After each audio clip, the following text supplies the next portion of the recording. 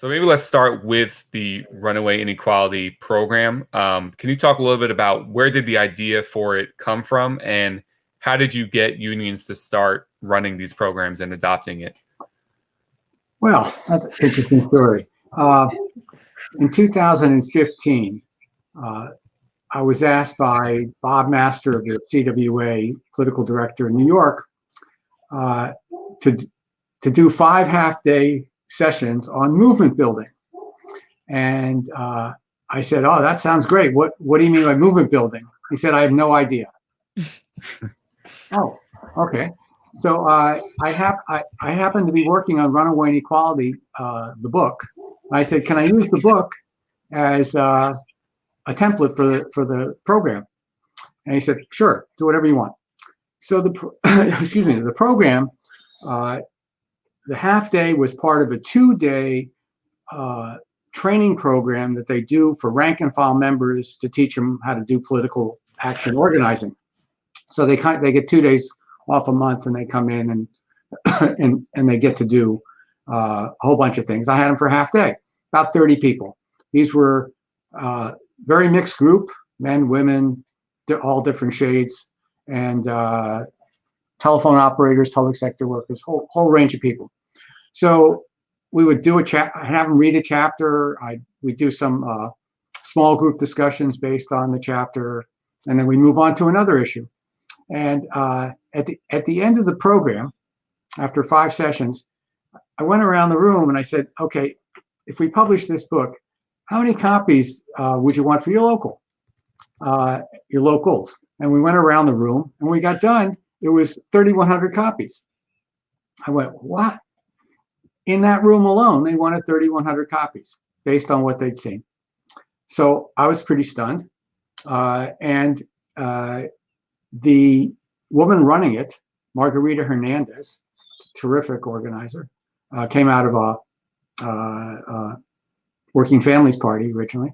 And she starts talking to them after I'm gone. And they said, "You know, we really like this program. We'd like to spread it, but we'd like to do the training." I said, "Whoa." She told me about that. And the CWA has a very interesting internal structure. They have these interest payments on their interest that they accrue on strike funds, and they use that for special projects. So they decided to invest in a very large scale Runaway Inequality training project. And I had to pinch myself when this thing started to come together. So it entailed us training, went up to about 60 workers to become trainers. And they, in turn, went out each year and ran full-day workshops for a total of 1,000 people. So 1,000 people got release time paid by the union to come to these workshops. And they did the training in pairs. It was all done through this non-lecture small group methodology. And they became like, that cadre became a cadre. It was like I didn't know if this was going to work. I hadn't decided to spend my life doing this or the rest of my life. I was just ready to move on to another book. And they said, no, this thing is really going. And they got incredibly committed to it. Mm-hmm. Not only did they do these classes, they started doing classes for community groups, Jobs with Justice, allies, and so on. They started running on their own time. They ran classes on Saturdays, not getting paid or anything like that. They just became wildly enthusiastic about it. COVID took a bite out of it, but they're now doing it online, 2 days, 5 hours each day online. We just went through a train the trainer program on that, and it's been flat out successful. And now we're trying to move it to the Teamsters. I'll tell you more about that. There's 3 problems with doing this. Don't let me filibuster here, but one is content, the second is access, and the third is delivery. So, what's the content? Where does that come from? Well, it took really about 40 years to develop it, to be sure that we knew how to have this dialogue. when I got going, I was an intern with Tony Mazzocchi, Oil, Chemical, and Atomic Workers, 1974. I hate to, I was 4 years old, so not that old. And I thought I was going there to work on occupational safety and health. And he said, no, that's not what I want you to do. This was 1974. He says, I think the economy is in trouble. I want you to do radical political economy for workers. He knew about radical political economists. He was always up to date on this stuff. And he says, just don't call it radical.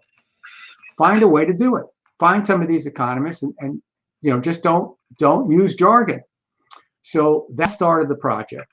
And we concentrated on trying to reach people like oil, chemical, and atomic workers. You don't get much more conservative than that. And Mazzocchi's fear that he expressed then was, if we don't do this, if we don't do progressive education for these kinds of working people, they're going to go to the right. A demagogue is going to come along and mobilize them. He told us this again and again for years, saying, you got to do this. You got to keep this education going. Unfortunately, or fortunately, the economy didn't collapse right away. And the way we survived was not by doing political economy, because the demand just wasn't there. Unions were not about to pay for that. But we got involved in occupational safety and health, and we ended up working on the delivery system. And we slowly were gaining access. The delivery system we picked up. I was, Paul, you're a teacher, is that right? Yep. Yeah. Teacher, yeah. Okay, so I realized early in this process that I wasn't going to be a salt. My parents were working class people. They slaved to get me into, pay for me to go to college. I went to good schools, and I wasn't going to go back into a factory. I thought I could play a different role, kind of a translator role between the academy and working people. And I had a feel for how to create very participatory things with working people, because I wasn't a great student myself. So if I could understand something, I figured I could get somebody else to understand it. But then I ran across a guy doing education for the Trade Union Congress in England in about 1980 at a Highlander conference on participatory education. And when I saw what he was doing, I said, whoa, that's way better than what we're doing. So he said, come on over. And I went over, my now wife and I went over and spent a month. At that point, they were doing education. Every shop steward in England got a day once a year. Once a year, went through like an 8-week course or something on occupational safety and health. It was a gigantic program, and all these people taught it, and they had learned their training method from Pablo Freire's work, and it was very participatory but very structured. And I went through these, just sat through these classes again and again and again, and I realized, I didn't know any health and safety, and I still don't know any health and safety, but I realized the workers did, and that they could become the trainers. This method, it was very driven by materials and problems that people solved in small groups, which we now call the small group activity method. And I realized that method, one, would work, and two, workers could become trainers. So I'm going to tell you the whole story here. So we come back from England, and we have an opportunity. Two things come up. One is we were already doing classes, workshops with UAW local in Linden, 5,000 members. There were some progressives who had captured some of the leadership offices, and they liked us, and we were doing some health and safety and stewards training, and we would sneak political economy into health and safety training, and they liked it.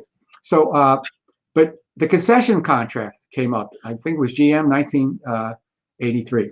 So we worked out something with them that this was, really the first big gigantic concession contract where workers, to save GM, workers were going to give up whatever. And we designed an educational program by setting up a committee of workers, and together we produced a curriculum. It was a short one, 3-hour curriculum, and they paid for workers to get out of work half an hour early, and the next shift coming in would get out, could go to work a half hour late, and we'd have like a 3 hour or 2.5 hour, whatever, class between shifts.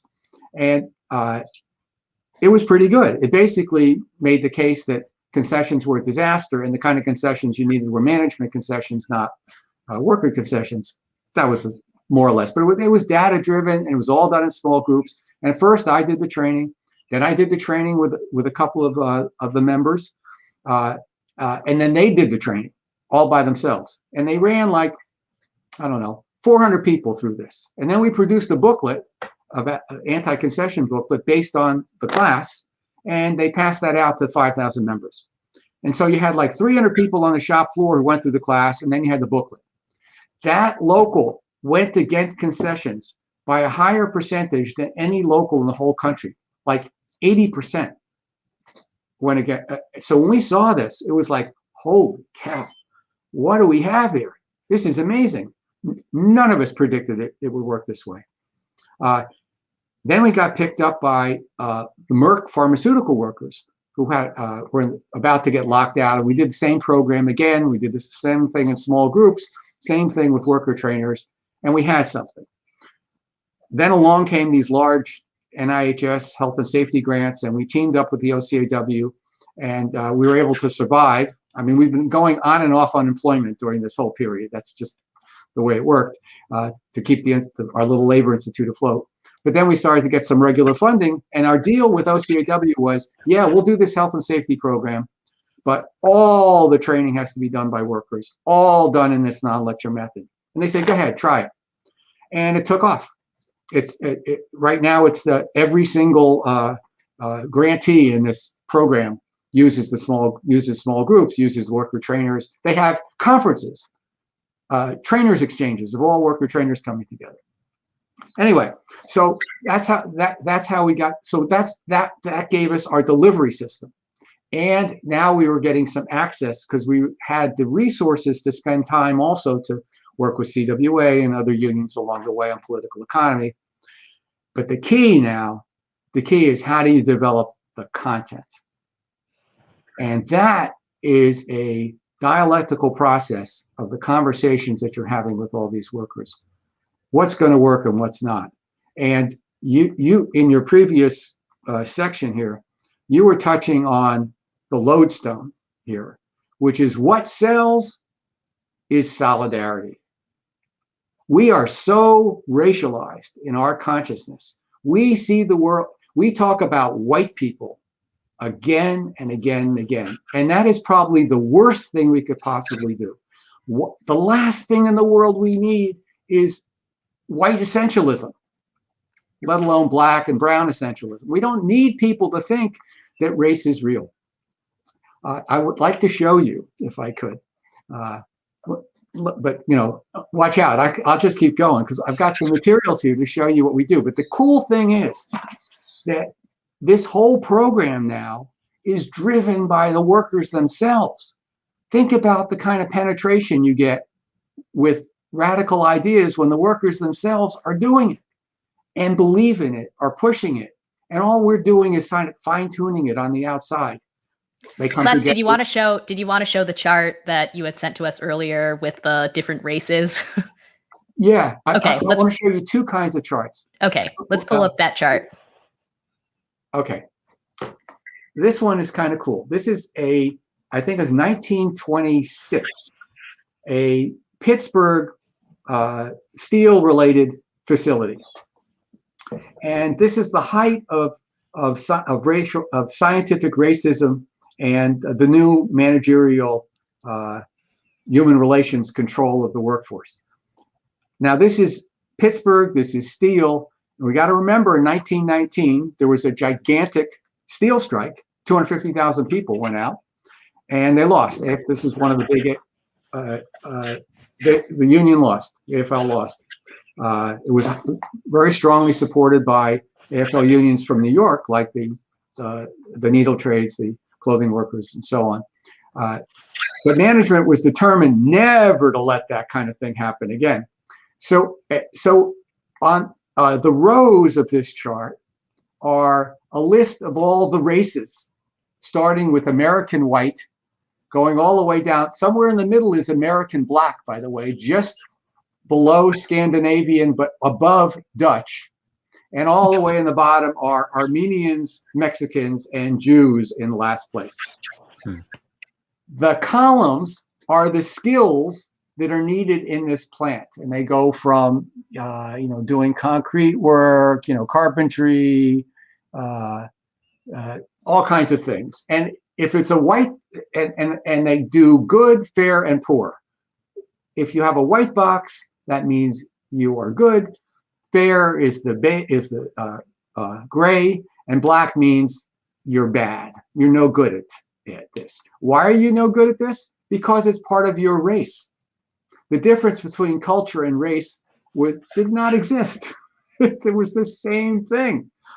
So we asked people to look at this chart, find themselves, and then this is all done in their small groups. And we asked them, what is race?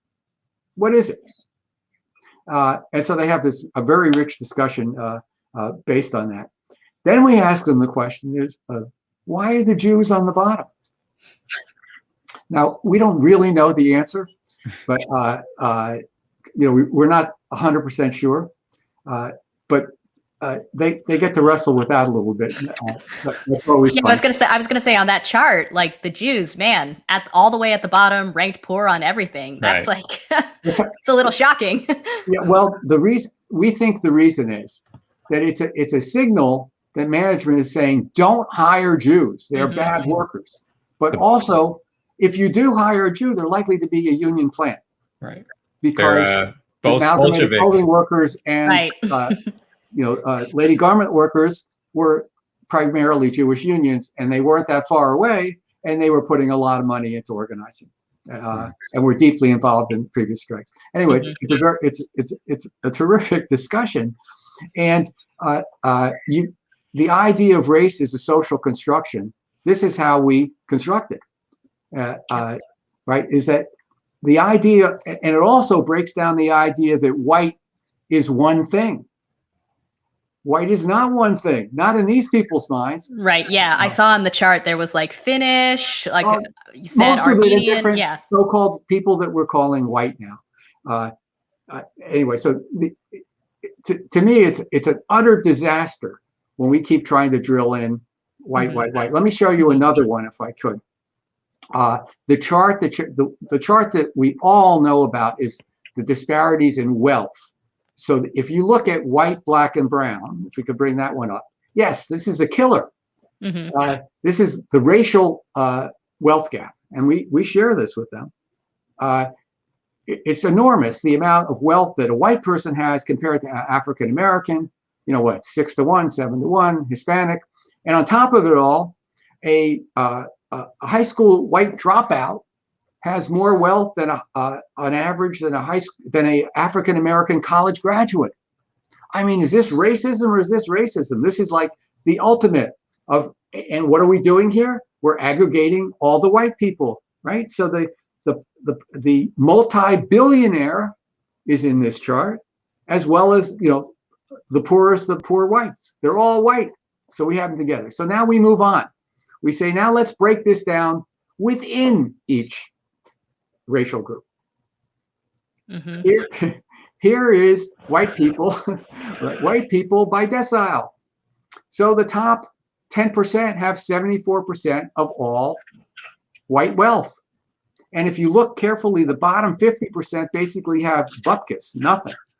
All right, now let's look at what comes up next. Black. Here's black. Oh, once again, the top 10% have 70% of all black wealth, and the bottom 50% have nothing or less than nothing. How about Hispanic? Maybe it's fair. Oh, 70%. So what it turns out is the bottom 50% of black, white, and brown don't have anything in terms of wealth. Solidarity, that's the theme. That's our theme. How to build solidarity in an era of great divisions. How the hell do you do that? That's the hunger that you saw in that Yale thing. People want solidarity. It's You So talk just white privilege to them? Oh, I got to tell you one more story. okay. This is really cool. Actually, this actually brought tears to my eyes. Mhm. I saw a couple of the lefty staff of CWA, as they were getting more comfortable with these trainers, and these trainers are salt of the earth, black, white, brown, men, women, and they were starting to, some of the white male trainers, from Long Island, Staten Island, they were starting to talk about white privilege. And I'm watching this one guy sort of go, oh, really good trainer too. Oh, one of the best. And I'm going, so I'm talking to these lefties. I go, what are you doing? And they say, the usual conversation takes place. So I write something. I don't know I can't even remember where I published it, about white privilege. And basically, I was making an argument that we should have an empirical test to see whether white privilege or the language of universal human rights is the best way to organize working class people. We should just, it shouldn't be an ideological question without testing it, right? So I described, back in the 60s, the weathermen and women were really big into white skin privilege. Mhm. And I knew several. And I heard it from beginning to end. It was really something, the way they were trying to destroy their own white skin privilege. It was quite something. And I went through some of the history of the way the CIO tried to address racism in Pittsburgh again. In the 30s and 40s, desegregating bars and restaurants and whatever. But they used this language of universal rights. So I said, not a bad way to do it. And I wrote it basically for these folks that were the staff that were pushing this. That's why I wrote it. Well, two things happened. One is I got thrown out of various organizations that were using runaway inequality. They stopped using it because they decided I was a racist. And so there must be some racism in runaway inequality. Although they couldn't find it, they basically said, we can't work with you anymore because this is upsetting to our folks. I said, oh, that's interesting. And CWA was a coalition partner. One of these was an anti Wall Street type organizations. And CWA stuck up with me, but I said, look, don't push it, let it go. But here's the part that blew my mind. We have these tune-ups once a year probably, bring all the trainers together. Some hotel, someplace for 2 days, 3 days, and debrief. How's it going? Introduce them to new stuff. So unbeknownst to me, I'm sitting there and they said, oh, we're going to have a debate on white privilege. I said, what? I'm just sitting there. And they had given everybody my article. I knew nothing about this. And they had people who thought it was a good idea they had a formal debate to be the debaters against it, and people who thought it was who were uncomfortable with it to debate in behalf of it. And they had this incredible debate. They didn't try to convince anybody that the result was just to discuss it. And they had this incredible discussion. I mean, this one guy who was I think from Poland, but he just described how he would go with this Hispanic trainer someplace, and no one would bug him, and everybody would bug her about where she was from, even though he wasn't. He just basically got his green card not long ago. And this woman who's training up in Montana was getting stopped on the road. She's an illegal immigrant or whatever. And it was such a rich conversation. Nobody was trying to browbeat anybody else. They were just trying to think it through. Mm-hmm. And I literally, I had tears in my eyes. I thought, this is it. This is what political education ought to look like if you're going to try to build a working class movement.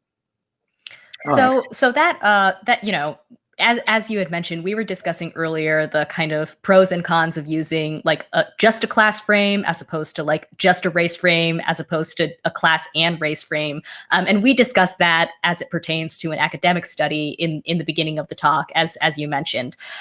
In your, running all of these workshops over the years, have you found that one approach works better than the other? Or like, have you found that there is a certain time when a race frame is really useful? The frame that we use that works, that ties it all together, is runaway inequality. Mm-hmm. So it's neither the race nor the class frame. It's building solidarity around runaway inequality, showing how here's what we found.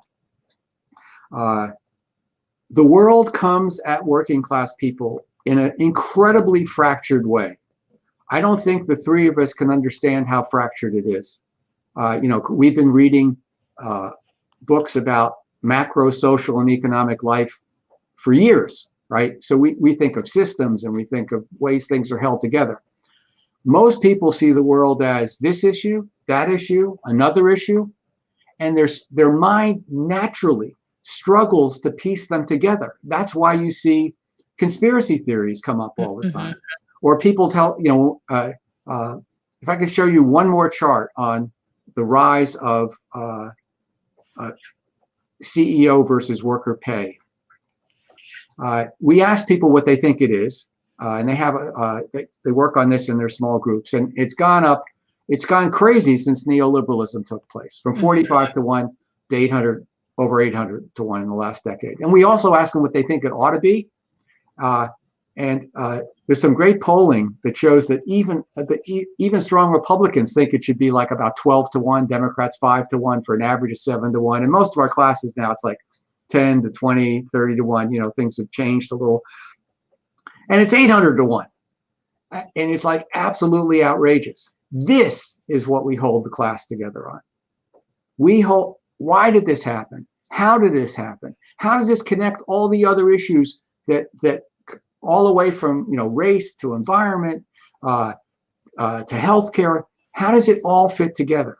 And we have a pretty solid and I think digestible way to piece it together, and that's powerful. So that when you first look at this and you ask people what happened, they'll say, well, it's the gold standard, or they're going to have some quirky little thing that they've heard somewhere place that they're trying to piece it all together with. And then we come in with something much stronger.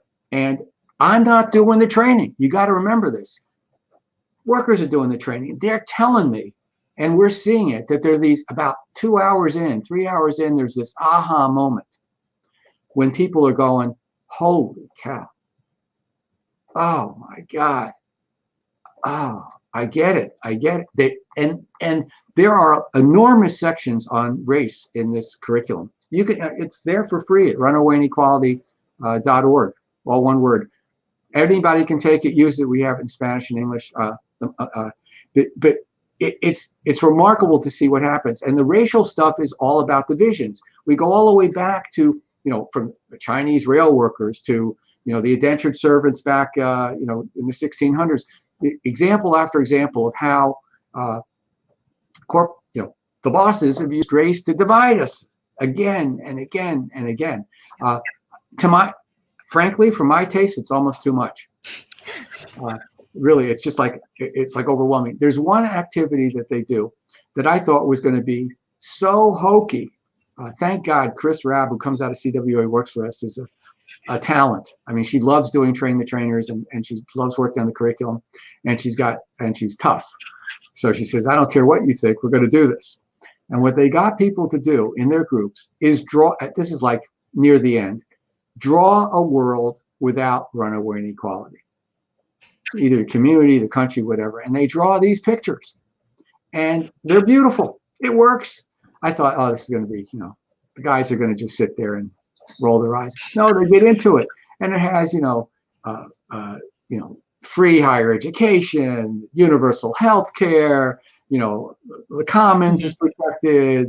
It's just great stuff. It's really what you're talking about when you talk about socialism.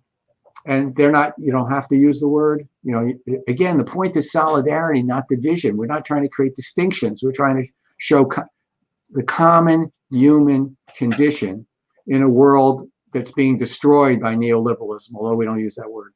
We use runaway inequality instead. Okay, now I'm going to give you a problem. We're trying to sell this program right now to the Teamsters. We already have one program going in the Teamsters, which is a combination with a Brotherhood of Maintenance Away, which is a combination of runaway inequality and Medicare for All. And we've got that going with some other unions with through the Labor for Single Payer organization. So we're helping them, and that's going really well. So now the public sector division of the Teamsters, that's 200,000 members, are interested. They sat through some of the train the trainer, and they've asked us for a proposal for the whole 9 yards. Okay.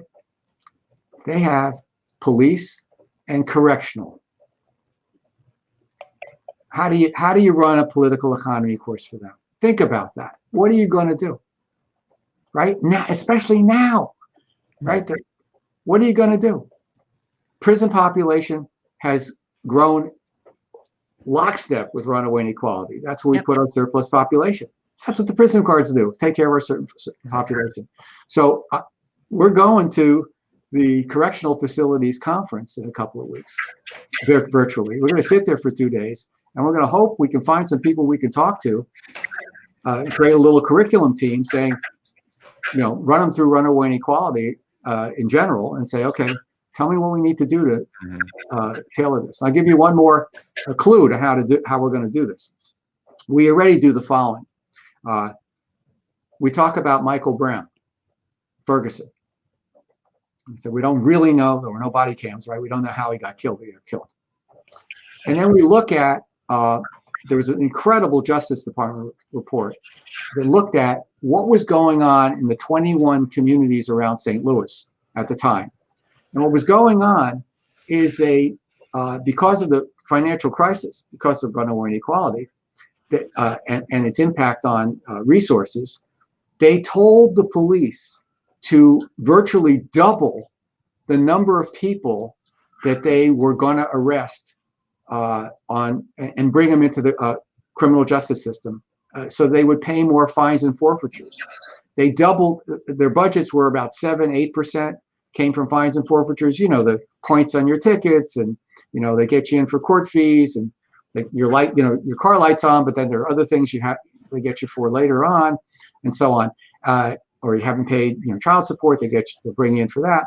So they doubled it to 13% in Ferguson and every place else. So the cops literally were tax collectors. So they were going around looking for people, a kid jaywalking, right? That might have been his crime. So you're turning the cops into tax collectors. Here's another one for you.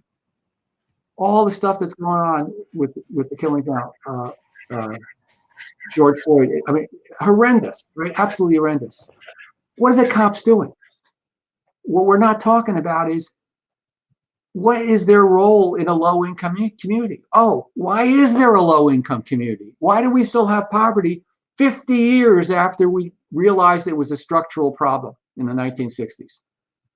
Right? That it wasn't the problem of people picking themselves up by their bootstraps. It was the problem of there weren't enough jobs around and they weren't paying enough. That's what the freedom budget was about in the 1960s. It was equivalent of $15 an hour now. End poverty. That's what King was starting to work so hard on. Where's that discussion now in terms of the police brutality? We're asking them to police poverty. That's our poverty program. Put them in jail and go in there and lock down the crime. And let's not pretend there's not dangerous crime in those neighborhoods.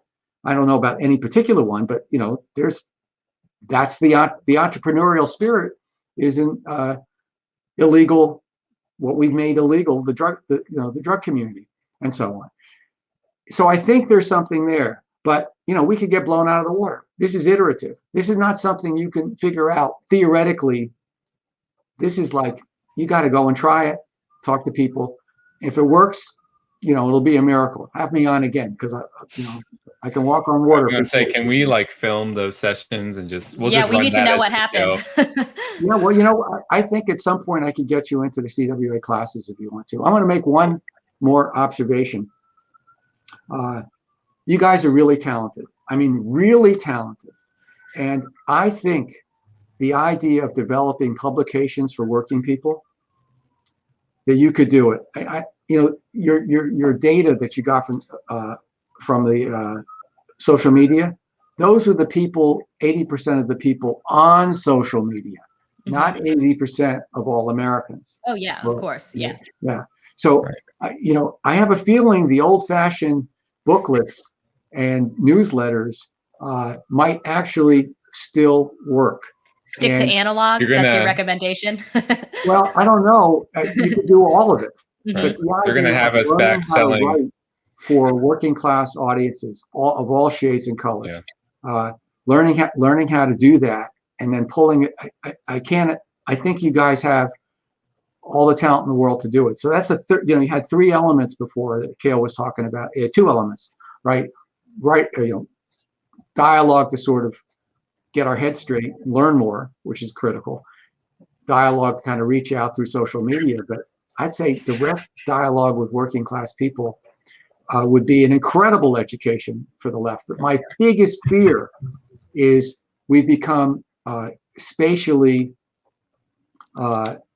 disjointed now. We live in we talk to people who kind of agree with us. We live in the same areas. We live in progressive areas, and we're out of touch. It's hard to get in touch. It's hard, but I think you guys could do it.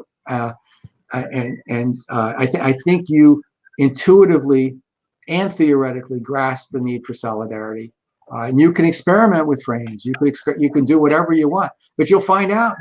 People start ripping the thing up and throwing it away. But if people start wanting to come to the forums you would hold afterwards. So what you're saying is, I should sell my leftist newspaper in front of workplaces. That's what you're saying. Well, kind of.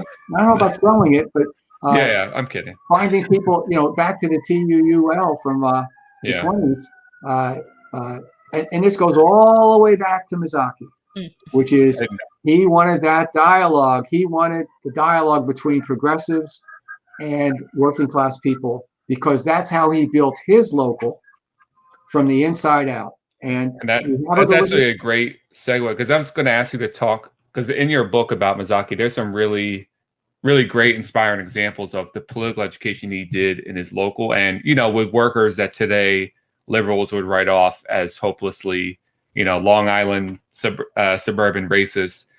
So can you kind of talk about how did he do that in his local? I know you could probably talk 2 hours about it. No. I'm smiling because Bobby Junta, who was one of the people in that group, still calls me. He's 91 years old. He's the one that sort of gave me a tour of the factory in Long Island, where it was, et cetera, et cetera. And this guy, I want to talk about Bobby because he's really something. So he was a another high school. I don't know if he was dropout or not, but anyway, he always liked to read books, but he read mysteries or whatever. And he had a job. He got this, got the job in this plant. He was a very devout Catholic. Meets Mazzocchi, and Mazzacchi's assault. He's trying to, build take this local away from this anti-commie guy, and slowly but surely. But he starts to build up a book club with. The plant was kind of it was interesting. There was a male-female divide. There was 80% women, maybe 20% men, but the men had the time to be in the book club. The women went home and had to do the rest of the family life. But by the way, this local, the militancy and solidarity was so great in this local. This local went out and picketed on other people's strikes again and again and again.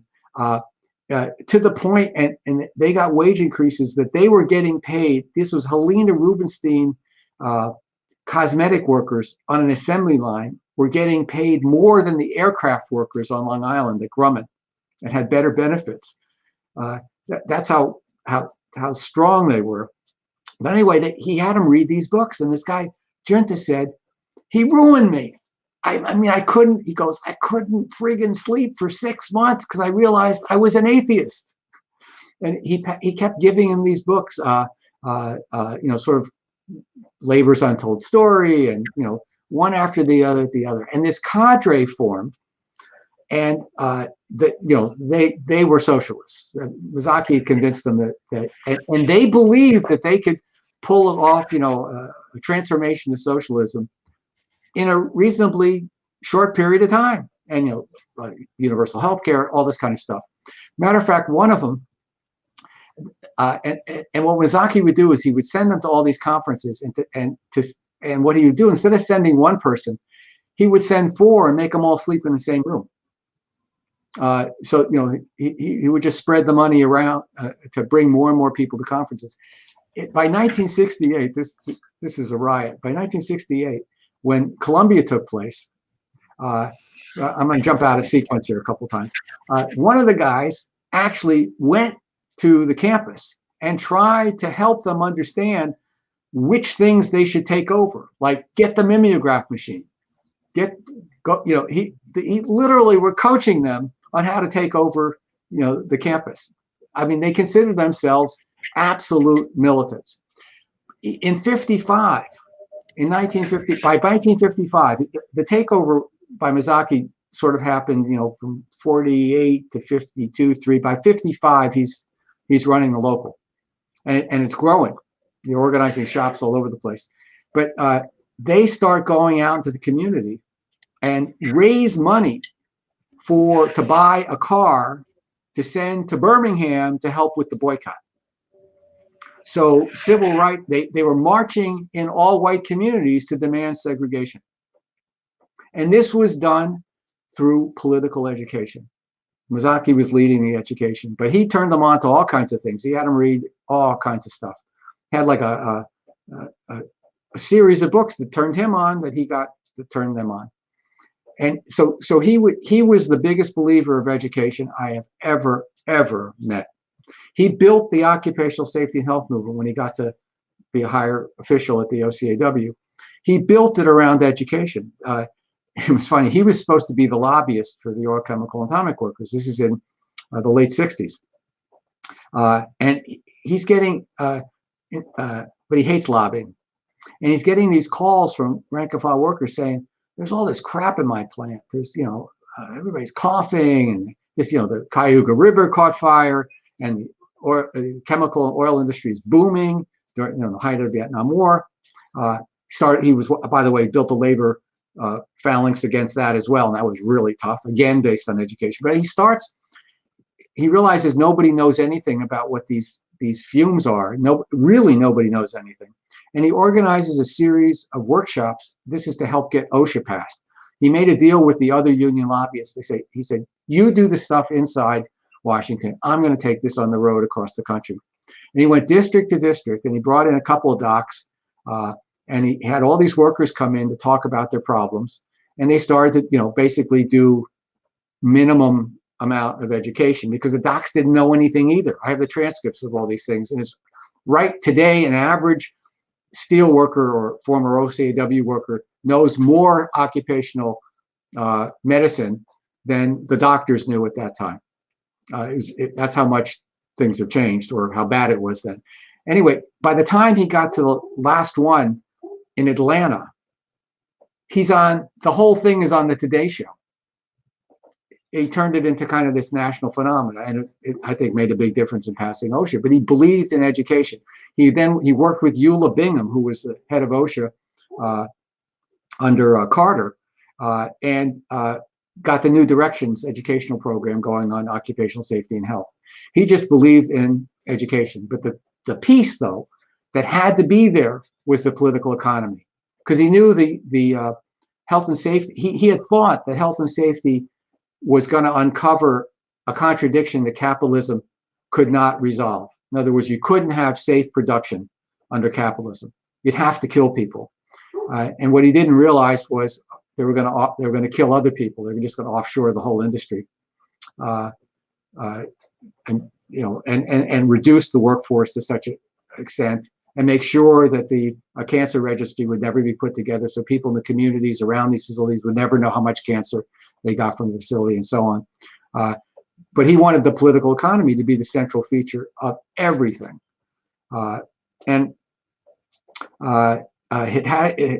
Needless to say, he set me off in that direction, and I'm incapable of doing anything else. If I end up talking to just the left, I do a terrible job. So I only have one skill, one trick pony. And what about, so it seems like everyone's talking about cancel culture these days, and I hate to beat a dead horse, but I think this is really deeply connected to, political education among working people. So, what affects, whether you want to call it cancel culture, in the Occupy days, we called it call out culture. It was a thing then. I'm sure it was a thing in the 60s as well. What effect do you think this is having on the left's ability to appeal to a broader base to connect? Well, you guys were talking about this before, and I just reinforce it. If you want to reinforce the frame of the right wing and alienate yourself from working people, not just, by the way, not just white working people, you just keep, just if the left keeps doing what it's going to play with the cancer culture, play with, basically racial essentialism, even basically keep talking about race and class, but really don't ever talk about class. It's always about race first, and keep drilling in those, they're just not, you're delivering working people of all shades to the right.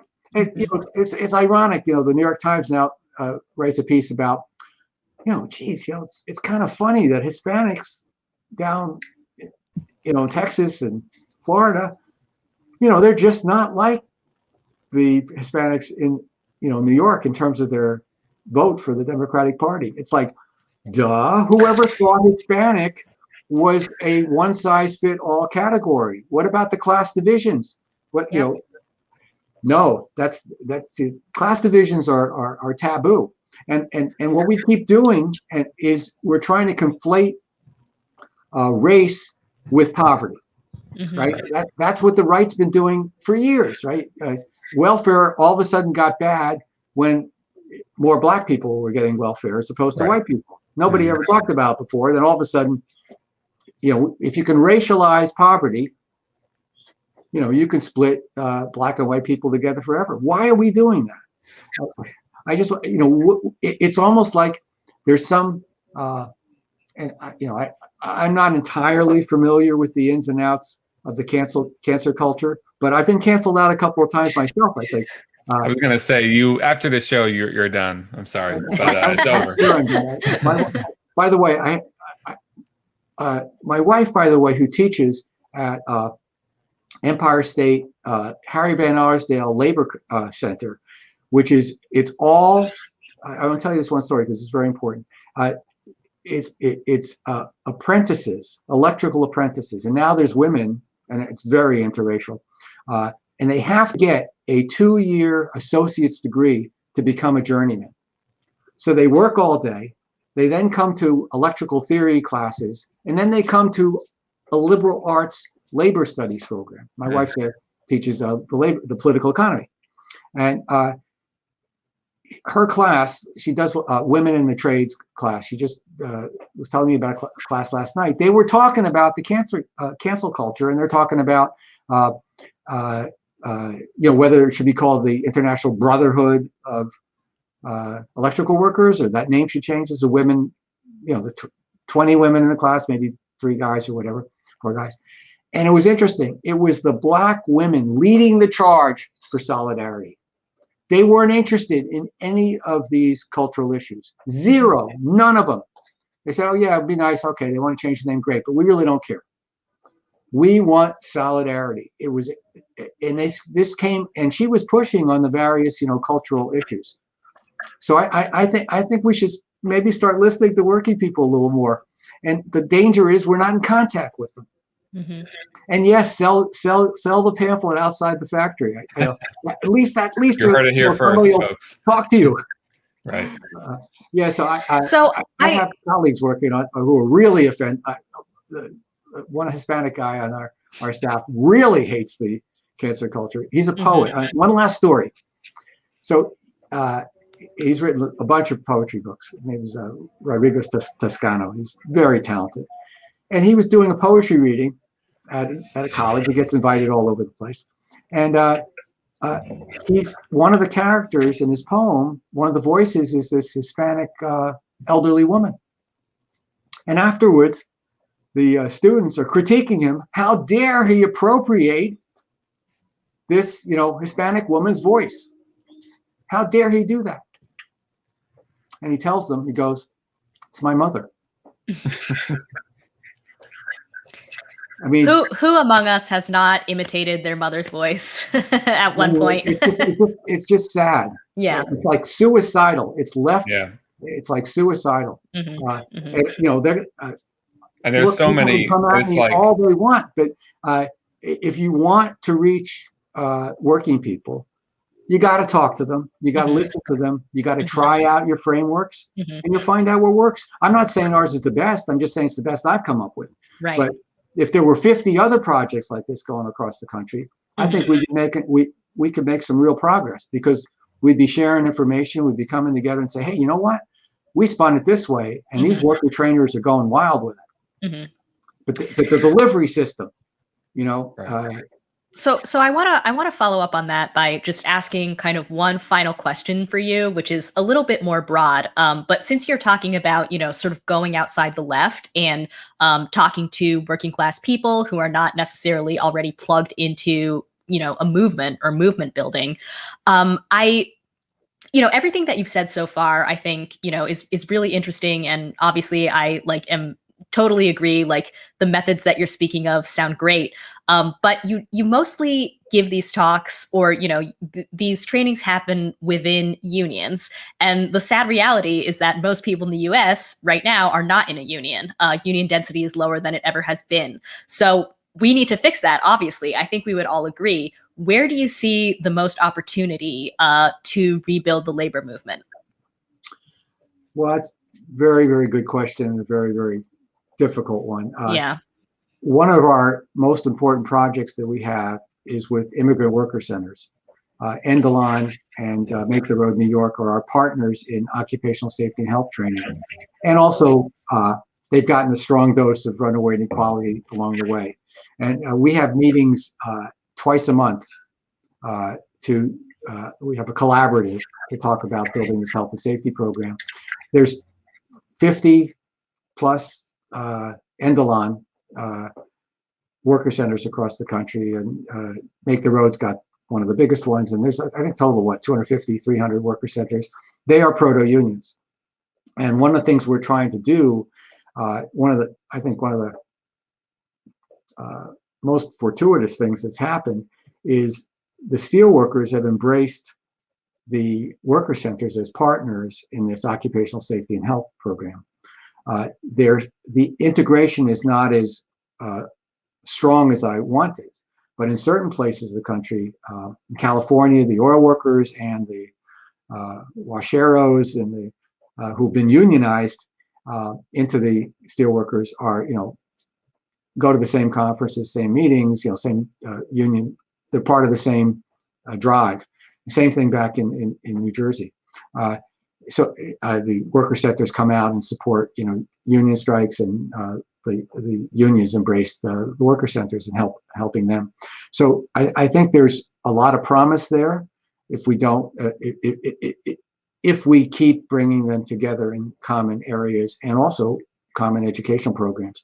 The fortunate thing is health and safety is a very good bridge, and over the last year, it also allowed us, to raise a lot of money for immigrant worker centers, and especially in New York, New Jersey, where they're getting just decimated by COVID. That's another piece I wrote, which was a COVID race and class. That's another one that caused me trouble. But I did a statistical analysis of New York and found out that the race was not the number one determinant. Income was, about whether you could whether you got COVID or not. But right? I just want to say I really like that article. For anybody who's watching, that's in the American Prospect. Thank you. Check it out. Thank you. So I don't have the magic bullet for resurrecting the labor movement, but I think some of what we see with runaway inequality training inside unions is hopeful because they're taking it outside to community groups that are all non-labor. Mhm. One of the trainers, who happens to be a staff guy out of Detroit, on his own has run 10 workshops on Saturdays for community organizations. So I think if unions become, if they become known as fighters for justice and fighters for working people, that's certainly going to help. But you're going to need changes in the law. I mean, let's face it. Maybe the Biden administration, somehow or another, the Democrats don't lose the House in 2 years. If this, these gigantic, it's funny. The first thing I said when Biden came in, the first thing I said, they have got to show that they're helping working people across the country. They've got to show that. And looks like they were, they didn't even call me back and thank me for telling me. So rude. I don't have They knew you were canceled, so they didn't want to be associated with it. Yeah, exactly. But I don't think you should underestimate, or that we should underestimate. Unionization is low, but it's a lot of people, and they're organized. Organizational structures are incredible. I mean, right. And this is something to figure out. The CWA has been committed to education for the entire time that I've known them. As a matter of fact, I got pulled in by Morty Barr. The late Morty Barr was president of CWA in the 80s, and he'd gone to one of my classes that I was doing at Empire State. And I was in that he was trying to get his BA. And he is an assistant. Jan Pierce came, all dressed up in their suits, and after a nice dinner, and they would come in. They were like the real pork choppers, and he got his job by basically raiding a commie union. And the CWA grew up as an anti-communist union, and he bought the act, and we went in and helped them. They adopted the small group activity method. They went nuts over education over the last 40 years. Not driven even close to entirely by me. They had their own internal people that really got into it. Larry Cohen came out of that, from our revolution and so on. But they became a fighting force because they really believed in education. So I think if a few more unions they could pilot something if they really educated their members, introduced them to broader political economy themes, help them have a framework that links this fractured world in their heads. That's the aha moment when it starts clicking together. I think it could make an important contribution. Is it going to solve it all? I doubt it. Am I going to live to see it? I kind of doubt that too. But I think it took. Look, go back in time. How long did it take before the CIO emerged out of the wreckage of World War I? That was like 15 years, right? And a Great Depression, right? The organizing was dead after the steelworker strike collapsed, and the red baiting, was horrendous. But somehow, the political education continued and then emerged. Now, obviously, it was the CP then that did it, but I don't think you need a CP to do it now. You guys can do it. Shifting the work onto us. Wow. Hey, you're younger. You're supposed to have more energy than me. I think you're younger. I'm assuming you're younger. I dye my hair. That's what I do. Right. But look, I just want to say it again. You guys are incredibly talented. You're really good writers. I see the way you do these shows. You're very professional. And if you don't do it, maybe you can find some other people to do it. But I think connecting, starting to figure out how to have dialogue with working people will so enrich them and what you're doing. It would just be right. And I think that's what has to happen. If it takes 15 years, it takes 15 years. But I think that's what has to happen. And I think I think Mizaki was right. Either we build it or the right's going to build it. Right. Yeah, for sure. It's going to be us or Marco Rubio. Right. Yeah. Take your pick. Well, no, Hawley. Right. What's his name? Watch out for the hillbilly elegy guy. Mm-hmm, mm-hmm. Right. There are many of them. Oh my God, Tucker. They're all in there's just, there's a ton of them. And they think they've got the white working class, right? They think they've got them. We got to prove them wrong. All right. All right. Well, thank you very much, Les. Did you have enough? Okay, good. Great having you on. Definitely a lot here to think about. Everybody who's watching, if you want to stand outside a workplace with some pamphlets, you have Les Leopold's blessing.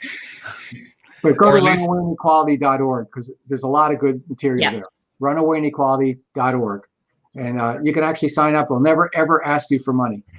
But we'll keep you in the loop. Right. And read that Miyazaki book. I'm telling everyone, read that book. Thank you. Thank you so much for your kind words on that. It was a labor of love, I'll tell you. All right. Thanks so much, Les. Thank you, Les. Thank you. See ya.